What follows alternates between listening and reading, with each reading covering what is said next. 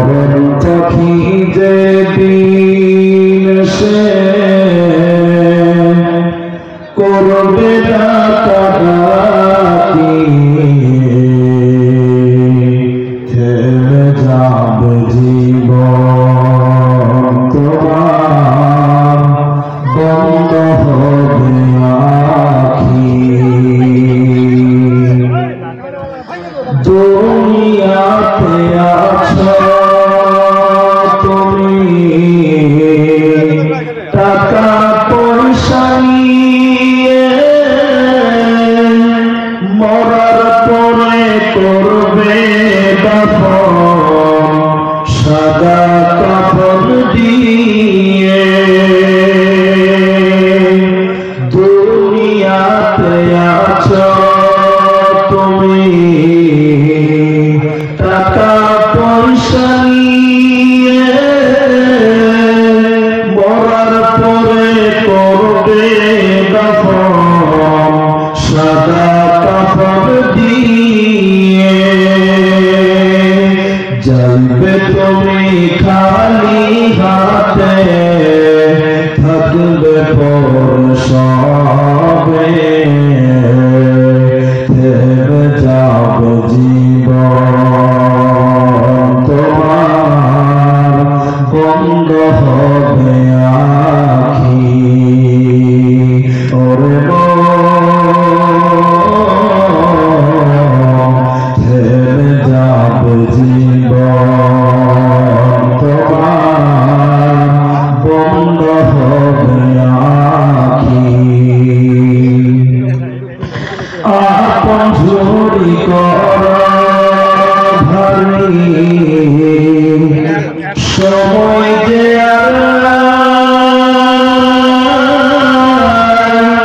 মরণ পাখি দিলে রবে না উপায় আপন ঝুরি কর ভারী সময় যে আর মরণ পাখি দিলে রবে না উপায় খাঁচা ছেড়ে উড়ান দিবে কেমনে ধরে রাখি থেমে যাবে জীবন তোমার বন্ধ হবে আখি দুনিয়ার লঙ্কা মশাই আসো তুমি মেতে এই দুনিয়া সারতে হবে পরকালে যেতে দুনিয়ার লঙ্কা মশাই আসো তুমি মেতে এই দুনিয়া সারতে হবে পরকালে যেতে জান্নাত জাহান্নামের কথা মনে আসে নাকি থেমে যাবে জীবন তোমার বন্ধ হবে আখি ওরে থেমে যাবে জীবন তোমার বন্ধ হবে আখি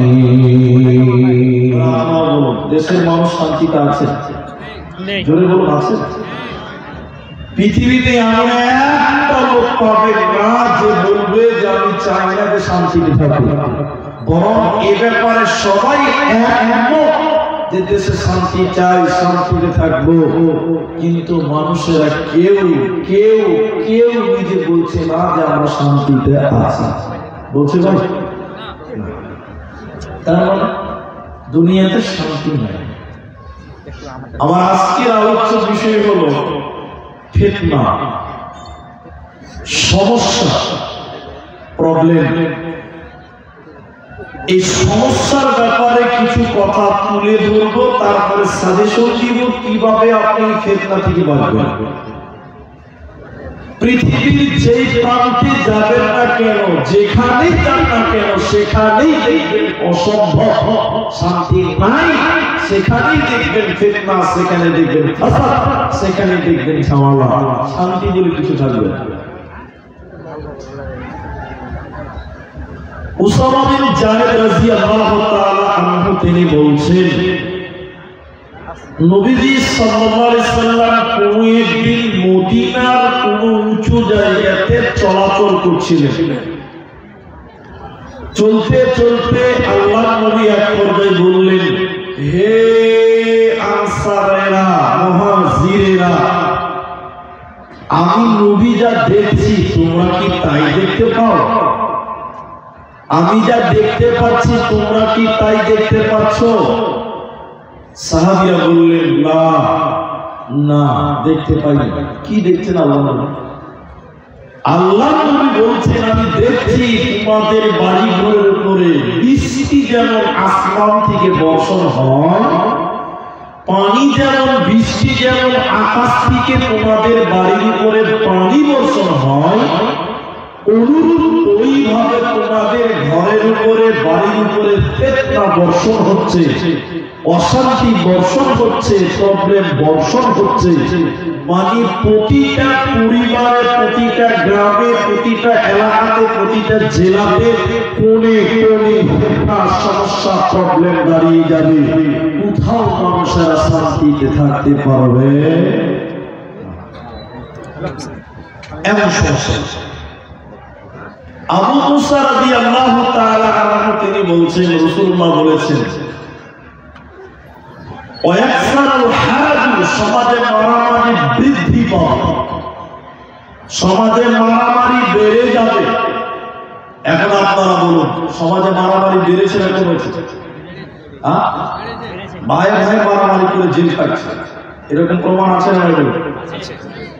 হরিশ্চন্দ্রপুর গ্রামের নামটা বলবো না, মাওলা দিবে, এক ভাইয়ের গরু আরেক ভাইয়ের কাঁড়ি খেয়ে নিয়েছে, যেটাতে বসে আছে এটা কি বলে? কাঁড়ি। এক ভাইয়ের গরু আরেক ভাইয়ের কি খেয়েছে? কাঁড়ি খেয়ে নিয়েছে। তার আরেক ভাইয়ের স্ত্রী প্রতিবাদ করছে, কেন কেন গরু কাঁড়ি খাবে? এই নিয়ে ঝগড়া হচ্ছে। এক পর্যায়ে দু ভাই লেগে গেছে, তা হাসুয়া চালিয়ে দিয়েছে, এক ভাইয়ের পা কেটে দিয়েছে, আরেক ভাই থানাতে কেস করে দিয়েছে, লাস্টে দু ভাইকে জেলে দিয়েছে। আল্লাহ নবী বললেন, ওয়ায়াকসারুল হারাজ, সমাজে মারামারি বৃদ্ধি পাবে। এত মারামারি চলছে, বিশেষ করে পশ্চিমবঙ্গের স্মৃতি পঞ্চায়েতের ভোট, ভাই ভাই মারামারি করে, জি করে কে? হ্যাঁ, আল্লাহ নবী বলছেন, হাত্তা ইয়াকুলা রাজুলুন যারাহু, মানুষ তার নিকট আত্মীয়দেরকে মারবে। এই দেখেন ভাই ভাই ঝগড়া করছে, ভাই ভাই ঝগড়া করছে, ভাই ভাই মারামারি করতে করতে জেলে চলে গেল, বাড়িতে শান্তি নেই। এই কথা বলে আল্লাহ নবী স্থগিত করতেন, বাস কথা এখানে শেষ হতো। কিন্তু আল্লাহ নবী আর একটু বাড়িয়ে বললেন, অফি রায়াতিন আবাহু, মানুষ তার বাপকে হত্যা করবে, মারবে, পিটবে, সন্তানের কাছে বাপ পর্যন্ত নিরাপদ থাকবে। এখন বলুন, সন্তানেরা বাপকে মারে কি মারে না? কথা বলে না। সোশ্যাল মিডিয়াতে দেখছি, বুড়া বাপ বস্তাই করে নদীতে ফেলতে গেছে, ছেলে এবং তার বউ, তার স্ত্রী বলুন, নাউযুবিল্লাহ। নবীজি বললেন, অফিরায়াতিন আবাহু, মানুষ তার বাবাকে হত্যা করবে, বাবাকেও কতল করবে, মারবে। হযরতে আবু মুসা থাকতে না পেরে বললেন, আল্লাহর নবী বলেন কি, মানুষেরা কি তার বাবাকে হত্যা করতে পারে? মানুষেরা কি তার পিতাকে মার্ডার করতে পারবে, হত্যা করতে পারবে? তখন কি মানুষের বিবেক থাকবে না, বুদ্ধি থাকবে না? বিশ্বনবী বললেন, আবু মুসা রে শুনে নাও, থাকবে না, বিবেক থাকবে না। মানুষের বিবেককে তুলে নেওয়া হবে, প্রায় মানুষের বিবেককে তুলে নেওয়া হবে। বিবেকবান মানুষ সমাজে থাকবে না, আর তখন দুনিয়াতে শান্তিও থাকবে না। সবাই যদি বিবেকহীন হয়, সবাই যদি অমানুষের মতন দুনিয়াতে বাস করে, পৃথিবীতে শান্তি হবে না, শান্তি পাওয়া যাবে না, যাবে না। নবীজি বললেন, শুনে নাও, সামি'তু রাসূলুল্লাহি সাল্লাল্লাহু আলাইহি ওয়াসাল্লাম। হযরতে মুআবিয়া তিনি বলেন, আমি বিশ্ব নবীকে বলতে শুনেছি নিজের কানে, আমি নিজের কানে শুনেছি। নবীজি বলেছেন, মুআবিয়া রে শুনে নাও, জগতে সব জায়গায় ফিতনা প্রবাহ হতে থাকবে, সব জায়গায় সমস্যা থাকবে, শান্তি থাকবে না, মানুষেরা শান্তি খুঁজে পাবে না, পাবে না। এমন সমস্যা হবে, এমন ফিতনা হবে, মানুষেরা তখন নিজের জীবনকে বিলিয়ে দিতে চাইবে। চলুন হাদিসের তৃতীয় নম্বর হাদিসটা শোনায়। আবু হুরায়রা রাদিয়াল্লাহু তাআলা আনহু তিনি বর্ণনা করে নবীজি বললেন, পৃথিবীতে এমন সময় আসবে, নবীজি বললেন, একজন জীবিত মানুষ, একজন বেঁচে আছে, জীবিত মানুষ একটা কবরের সামনে দিয়ে হেঁটে যাবে। একটা জীবিত মানুষ কবরের সামনে দিয়ে যখন হেঁটে অতিক্রম করবে, লোকটা কবর দেখবে আর আফসোস করে বলবে, এই কবরে কেন আমি গেলাম না, এই কবরে কেন আমি গেলাম না। জীবিত মানুষ কবরে যেতে চাইবে, মানে মরণ চাইবে, মৃত্যু কামনা করবে। আল্লাহর নবী বলেছেন, কেন মানুষেরা মৃত্যু কামনা করবে, কেন? জগতে কোনো জায়গায় শান্তি থাকবে না, বিরাট বড় বড় সমস্যা আসবে, বিরাট বড় বড় ফিতনা আসবে, মুসিবত আসবে, প্রবলেম আসবে, ওগুলো সলভ করতে পারবে না, ওগুলো সমাধান করতে পারবে না। তখন মানুষের জীবন দিবে, মরণ চাইবে। চলুন নিজের দেশের কথা বলি। যখন ভারতবর্ষের আসামে এনআরসি হলো, এনআরসি 10 বছর সময় লেগে গেল। 10 বছর মুসলমানেরা, আসামের নাগরিকেরা কাগজ নিয়ে এদারে ওদারে দূরে দূরে দূরে দূরে 10 বছর পর যখন এনআরসির চূড়ান্ত রেজাল্ট বের হলো, কতটি লোক বাদ চলে গেল, 19 লক্ষ বাদ চলে গেল, দেশের নাগরিক হলো না। সেই দিনে তারা একই দিনে 50-এরও অধিক লোক মারা গেছিল। আপনার কিনা ফাঁসিতে ঝুলেছিল, বিস্মান করেছিল, নদীতে ঝাঁপ দিয়েছিল, তারা মৃত্যুবরণ করে নিল কেন? নবীজি বলছেন, এমন সমস্যা আসবে, এমন ফিতনা আসবে, মানুষেরা সেই সমস্যা সলভ করতে পারবে না, সমাধান করতে পারবে না। তখন মানুষেরা মৃত্যু কামনা করবে, মরণ চাইবে, শান্তি রবে না, পাবে না, পাবে না। এই ফিতনা শুরু হলো, একই ফিতনা শুরু হলো। জেনেরা তো সবে মসজিদ হবে, অলিতে গলিতে মুসল্লি হবে না, নামে মুসলিম হবে শুধু, ঈমান থাকবে না। একই ফিতনা শুরু হলো।